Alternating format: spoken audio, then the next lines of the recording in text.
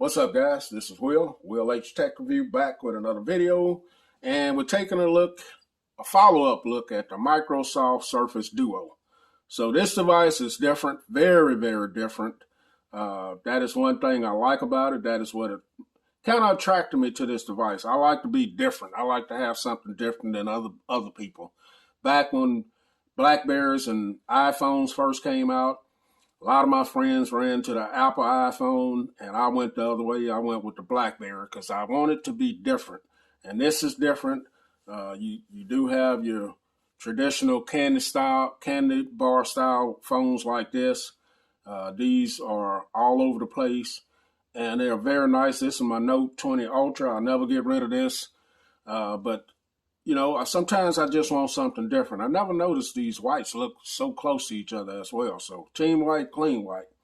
But that is what kind of attracted me to this. I knew of its shortcomings from watching a lot of videos about this before I pick it up. This device is expensive. I have the 250 gigabyte version of it, so it's very expensive. Now, I just did a video where this device froze up. It wouldn't turn on at all, and I had to do a reboot on it, a soft reboot, where you hold down the volume button and you press and release the power button, and then it came back up. That if you haven't seen that video, go check it out. That's the only kind of major issues that I had with it. I have the normal touch issues and the freezing, but other than that, those are the issues. So going around this device, this is made of plastic from what I saw on Jerry Riggs' video. This border going around here, the outsiding. You got your Type-C charging port. You got your volume up and down, power button, fingerprint sensor, SIM card tray, no expandable memory, Gorilla Glass 5 front and back. These buttons are a little bit sharp. If you run your fingers across them, the edges are real kind of sharp there. You got a very nice hinge or hinges, or if this one continued hinge is very nice, very stiff, stays in place wherever you want it. And this device is kind of wide, but for me, medium-sized hands, large hands, whatever you want to call them, I can handle the device very well. So you got your Microsoft logo there, and it just feels good. It feels premium. I had my wife to hold this phone and the one that I'm recording this with, the LG Velvet, in its case. And I said, which one do you like? Which one you think is the most expensive? And she immediately picked this one. And I said, why? She said she had it open like this and had that one open. And she said, it just feels more premium. It just feels like it's expensive. I said, well, you're right. Because I hadn't told her what the price was on it, but she found out. So that is the outside of it. So you got what they call peak. To me, I don't know. Peak, that's what it's called. I don't really use that, but you can quickly look at your time or whatever right there. I just go ahead and open it up. So when you get inside, this is the lock screen. So I found this nice photo right here. So you guys can see the colors are excellent on here. They look really, the reds, the purplish looking color, the blue. This is just a beautiful display here. So out here, you got your earpiece. Your speaker for this is over here. You got your 11 megapixel camera. You got your flash. You also can turn your flashlight on right there. Get back in, turn that off. You can also activate your camera. So there I am in the LG Velvet. And if you flip it around this way and you flip it back this way, a lot of flipping for your camera. Then you can use this as a rear-facing camera, like so. So let's get out of that. And it sounded like it took some pictures. But this is the lock screen. You also got your time, your date right there. And if you got an alarm set like I do, you can see that. And fingerprint sensor works great. I have several fingers connected to it, and they all work great. So this is the start screen. And as you can see, this display is beautiful. The blacks are very black. The colors just pop on it. Very nice display. And with a black wallpaper, it's hard to see those bezels. If I go back to my lock screen, you can definitely see the bezels up there. They're very pronounced. They come in handy though, and when you're using certain apps on here. So when you get to your start screen, you got to your left over here, kind of like iOS. You got your place where you got some widgets. So I got a Bible widget there. Oh man, that was a heartbreaker. My Saints losing last night. So I got ESPN. I got a news briefing there. I got a full calendar right there. And I got a note-taking app right there. So you can put whatever you want there. This thing does some very nice animations down here at the bottom, as you can see right here. When you get all the way that way, all of your little convenient apps at the bottom down here will slide. And it depends on where you are, these will move like so. So that is pretty nice the way they did that. Sorry about getting that light in there like that. Your drop-down menu up here, that's the universal search I just did there. But this is your drop-down menu. You can get to your brightness, location, battery percentage, link to Windows. I haven't used that, but you can link this to your Windows, and you go about your business like that.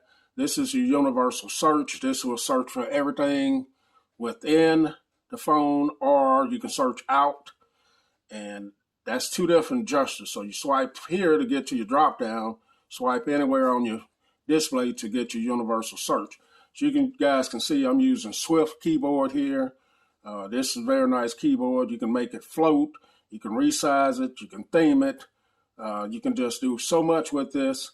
And I like this better than the stock keyboard that came on there. When you're using the keyboard, let's see. So if I wanted to expand this for both streams, so this is what you get when you're using an app and using both streams. So if I use it like this, you can see the keyboard is nice and big, and I can type on it, swipe on it, or whatever. And so that's nice. Keyboard, using it with Swift. Like I said, you can change the colors if you want to on there as well.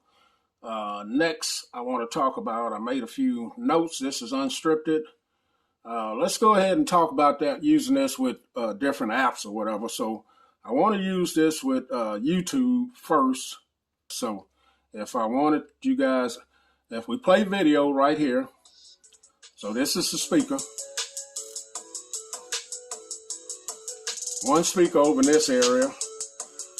Should have been dual speakers, I think. This one's not loud. It's just a speaker. There's nothing special about it. So if I wanted to expand this, I can do it the normal way, like so.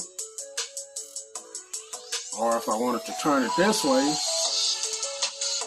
I can do that and continue to do other things down here at the bottom, like so. I can be on ESPN, running two apps like that. I can flip it back over like this. I wanted to get rid of that, and I wanted to make this full, both displays. That's what it looks like. Let me go ahead and turn the volume down. So you guys hear the speaker. If I want to expand this, this is what this looks like.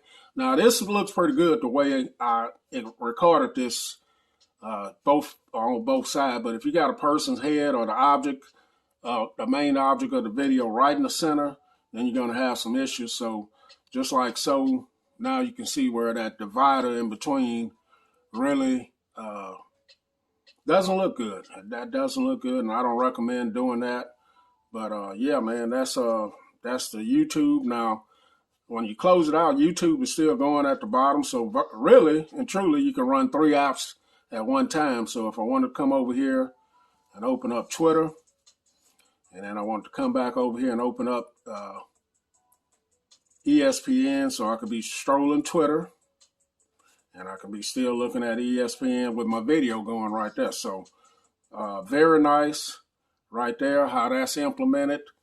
And so battery life on this has a 3777 battery on it. I'll notate it on the display here. I'm not quite sure. Battery life hadn't been too bad. Let me go ahead and let you guys see a screenshot of battery life that I took on here. All right, so one thing about screenshot on here, it'll take a screenshot of both displays. So I'm not sure how you stop that, but here's the screenshot that I took of the last battery use that I had. You can see I had 5.5 hours, 12 hours since the last charge, and 16% of battery left. So battery life is not too bad on here. And with me, I'm always around a charger, so really doesn't. It's really not too bad for me as far as battery life. So I was watching someone's video. I forgot whose video it was. They said this thing doesn't recognize that it's using one complete string. It always thinks it's using two strings. And I found that to be true. And as you guys can see, I haven't talked about it yet, but here's the freezing. It's right on camera here. I'm trying to do something. It'll let me pull down the drop-down menu, but it won't let me open up any apps. So there it is, right on camera right here. I was going to get to that next. So what I have to do is turn the display off, get back in it, and now I should be able to get in it. Nope. Here in person. There it is. It may have, yeah. So now it's unfroze. You guys caught it right there. That is a hiccup. Maybe it can be fixed with future update or whatever. I don't know. But getting back to the point where this game right here, I can play this. This is a game I like to play. So it's a little dice game, dice, where you have to beat your own score mainly. And when I put it in both strings like this, it looks good here, but when I turn it like this,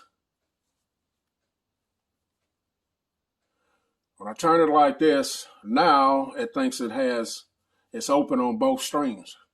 So I can't play it on any display at all. If I flip it over here, so the game is open twice. So that is a weird quirk right there that I noticed, man. So if I go back here, so now it's all discombobulated. All right, so if I go back to one side of the game, it'll play. So no, it'll play like that. But that is a weird quirk right there. Now, another game that I like to play on here, this one works great here. There's no issues with it. And as you guys can see, and if I wanted to go ahead and use this one on both displays, this one works fine.